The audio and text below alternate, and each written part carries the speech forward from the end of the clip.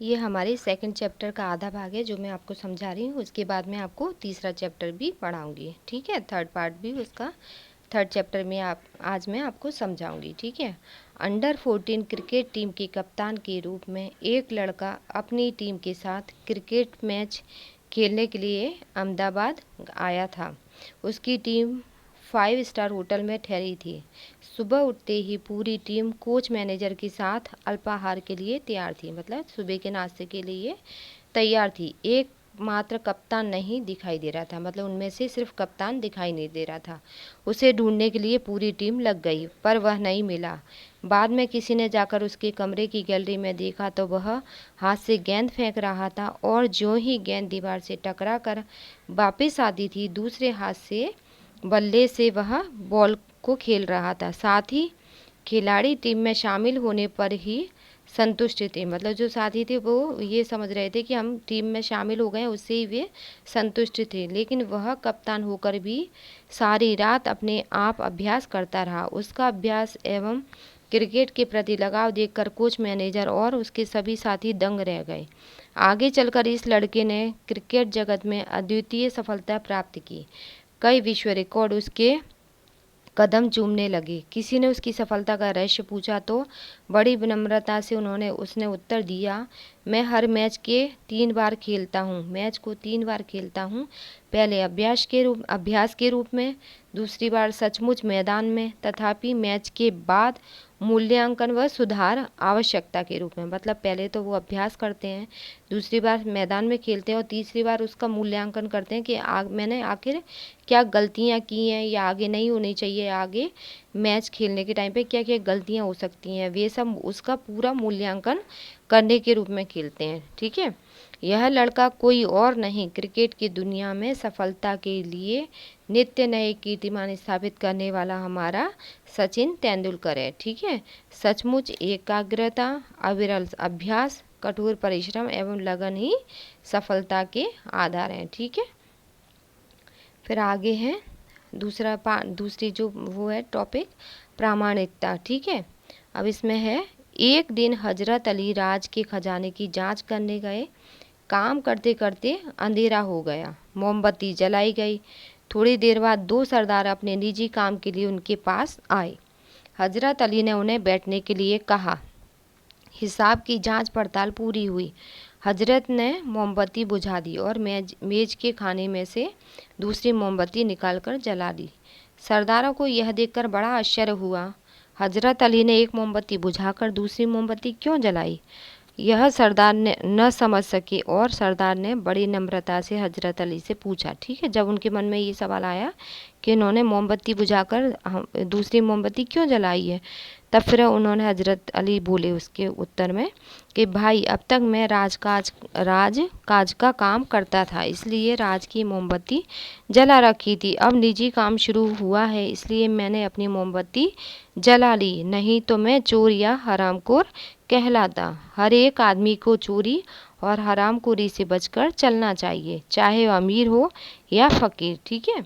देखने में तो यह बात बहुत छोटी सी लगती है, पर है बड़े महत्व की। अब हम आज़ाद हो गए हैं। राज काज का काम तभी अच्छी तरह से चल सकता है जब लोगों में इस तरह की प्रामाणिकता हो, ठीक है। हमारा देश आज़ाद हो चुका है, और अगर हम सच्चाई से ईमानदारी से अपना काम नहीं करेंगे तो हमारे देश में भ्रष्टाचार फैल जाएगा, है ना। इसलिए हमें अपना काम ईमानदारी से करना चाहिए। अभी आगे जो तीसरा पार्ट शुरू हो रहा है, तो इसे भी मैं आपको समझाऊंगी। तो तीसरा पार्ट है सच्चा हीरा।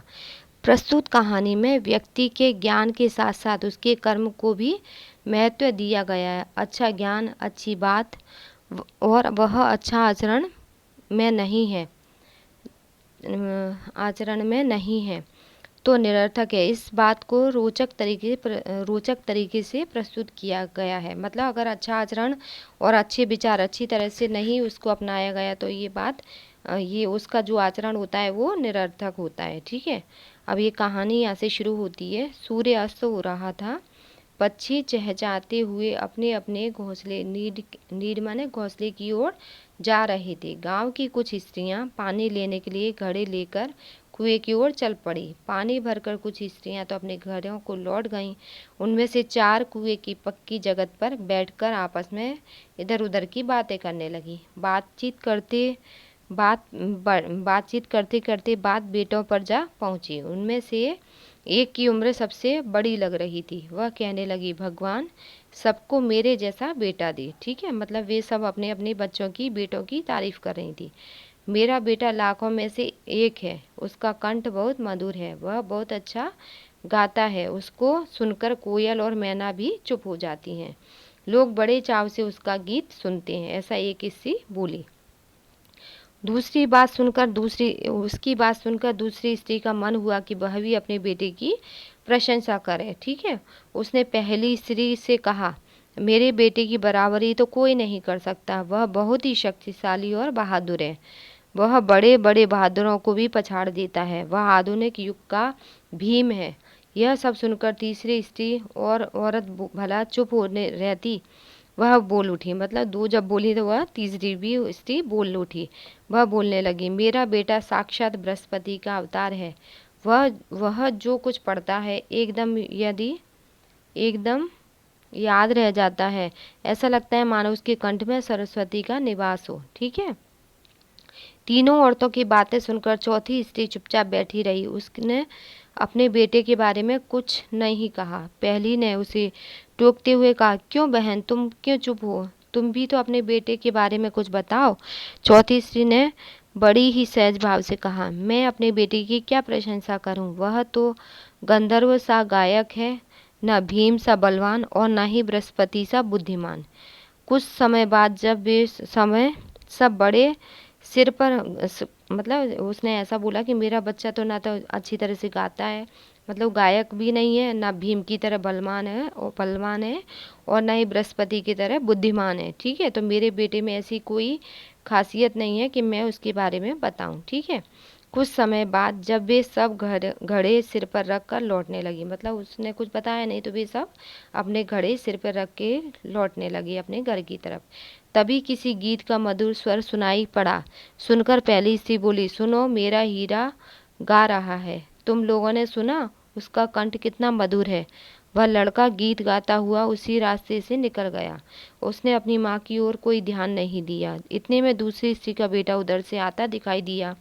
दूसरी स्त्री ने उसे देखकर गर्व से बोली, देखो, यह मेरा लाडला बेटा आ रहा है। शक्ति और सामर्थ्य में इतनी बराबरी कौन कर सकता है? वह यह कह रही थी कि उसका बेटा भी इसकी ओर ध्यान दिए बिना ही निकल गया। ठीक है, वे कुछ आगे बढ़ी तो एकाएक तीसरी स्त्री का बेटा उधर से संस्कृत के श्लोकों का पाठ करता हुआ निकला। उसके उच्चारण से ऐसा लग रहा था मानो उसके कंठ में साक्षात सरस्वती विराजमान हो। तीसरी स्त्री ने गदगद स्वर में कहा, देखो, यही है मेरी गोद का हीरा। इसे कौन बृहस्पति का अवतार नहीं कहेगा?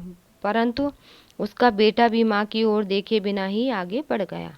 वह अभी थोड़ी ही दूर गया था कि चौथी स्त्री का बेटा भी अचानक उधर से आ निकला। वह देखने में बहुत ही सीधा साधा और सरल प्रकृति का लग रहा था। उसे देखकर चौथी स्त्री ने कहा, बहन, यही मेरा लाल है। चौथी स्त्री उसके बारे में बता ही रही थी कि उसका बेटा पास आया और उसने अपनी माँ को देखकर रुक गया और बोला, माँ लाओ, मैं तुम्हारा घड़ा पहुँचा दूँ। मना करने पर भी उसकी माँ ने माँ के सिर से पानी से भरा घड़ा उतार कर अपने सिर पर रखा और घर की ओर चल पड़ा। यह देखकर तीनों औरतें बड़े ही आश्चर्य से चौथी स्त्री के बेटे को देखती रही। एक वृद्ध महिला जो इन औरतों के पीछे चलती हुई उनकी सारी बातें सुन रही थी, पास आकर बोली, देखती नहीं, यही है, देखो, यही है सच्चा हीरा। मतलब कहने का मतलब ये है इस कहानी में कि सच्चे हीरे का मतलब ये नहीं है कि बेटा बहुत ही शक्तिशाली हो, गायक हो, बलवान हो। ठीक है, सच्चा हीरे का मतलब ये है कि उसकी आवाज़, वो जो किसी से खराब शब्दों में बात ना करे, खराब ना बोले, किसी का दिल ना दुखाए और अपनी मम्मी पापा की, माता पिता की सेवा करे और अच्छे अच्छे कार्य करे। ठीक है ना, तो उसे ही क्या कहेंगे हम? सच्चा हीरा। सच्चा हीरा वो नहीं है जो गायक है और जिसका स्वभाव तो है खराब पर वो गायक है, तो वो कोई सच्चा हीरा उसे नहीं कहा जाएगा। ठीक है ना। इस तरह से ये पाठ यहाँ पर ख़त्म होता है और इसके प्रश्न उत्तर मैं आपको ग्रुप में डाल दूँगी, तो आपको नोटबुक पर लिख लेना है। ठीक है ना।